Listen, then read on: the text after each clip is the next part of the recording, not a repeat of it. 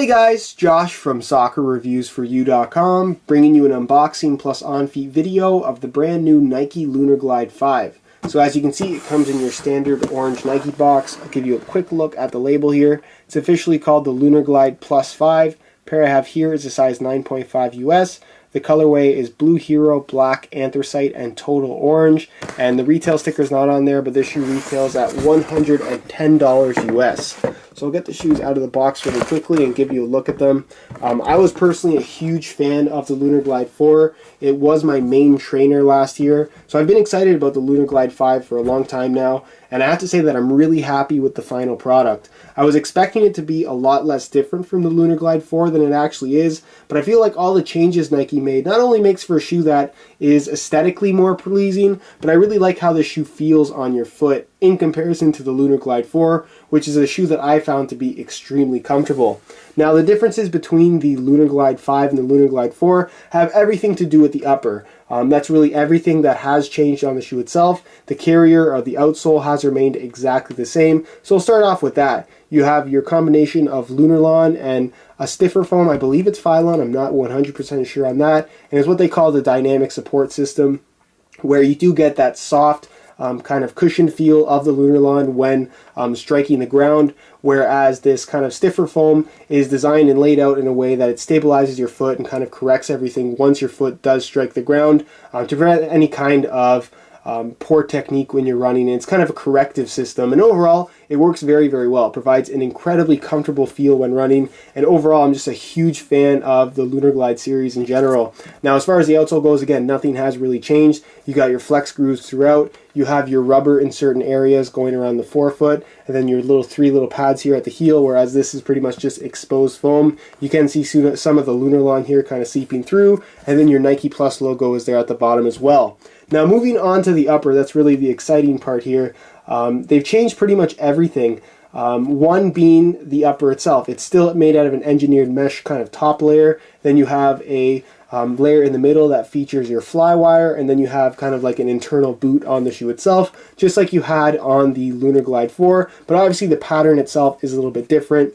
You no longer have that little strip of fused on material here at the toe. Instead, it's actually internal, and you have pretty much open mesh here, which personally I think looks a little bit better. And the shape of the toe box in general is different from what we had on the Lunarglide 4. I feel like it's a little bit wider this time around, and overall a little bit more comfortable as well. In terms of breathability, you're going to get about the same from the Lunarglide 5 as you did from the Lunarglide 4. It's pretty much an open mesh shoe. There isn't much thickness to the upper at all, and overall it just feels really, really good.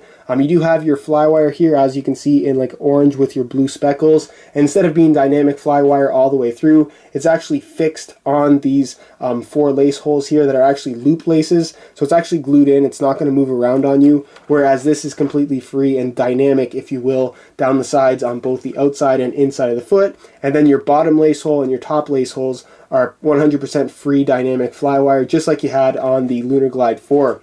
The tongue itself, like I said, it's an internal boot, so it's made out of mesh. You have your Nike Lunarglide 5 branding there, and it's actually a 3M reflective material, just as you're going to find here on the back of the heel. It's actually hidden 3M. You can see that it will seep through here where there are gaps in the engineered mesh, which I thought was a cool little hidden feature on the shoe itself. You do have a newly reworked external plastic heel counter, as you can see, which has kind of a cool almost construction-like design about it. I really like how this one looks. It's a little bit smaller than what you found on the Lunarglide 4, but still just as effective in terms of what it's going to do in locking your heel in place and stabilizing everything inside of the shoe. As far as the insole and liner goes, the liner itself is actually made out of a stiffer foam material, and it has a really kind of nice material. It's very like fine mesh. Whereas the Lunarglide 4 had kind of that fuzzy mesh material. This one is a little bit different, and to me feels a little bit better and looks a lot better as well. The insole itself, I'll remove that for you very, very quickly. It's orange on this particular colorway.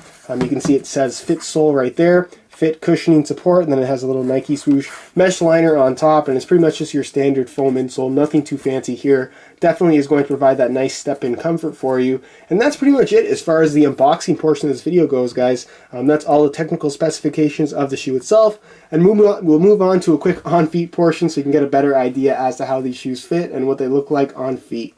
Alright, here's a look at the Lunarglide 5s on feet while wearing a pair of shorts. And overall, this is just an extremely comfortable pair of shoes, not to mention that they look pretty good as well. Either wearing them as trainers, which is mainly what I'm going to be using them as, or even as casual wear shoes. They have a fairly simple design and they're available in tons of different colorways right off the bat. I'm sure there'll be over 50 colorways by the time the Lunarglide 5 run is over. As far as the fit and sizing of the shoe goes, they fit pretty much any foot width. They have plenty of width all the way through, especially in the toe box, which is one of the major improvements over the Lunarglide 4 in my opinion. And as far as sizing goes, I'm wearing my usual size 9.5, and the fit and the length is pretty much perfect. I wouldn't really necessarily recommend going a half size up unless you like to have that little bit of extra room. So for the most part, these definitely fit true to size, at least for me. So that's pretty much it as far as what they look like with a pair of shorts. And we'll move on next to what they look like with a pair of pants.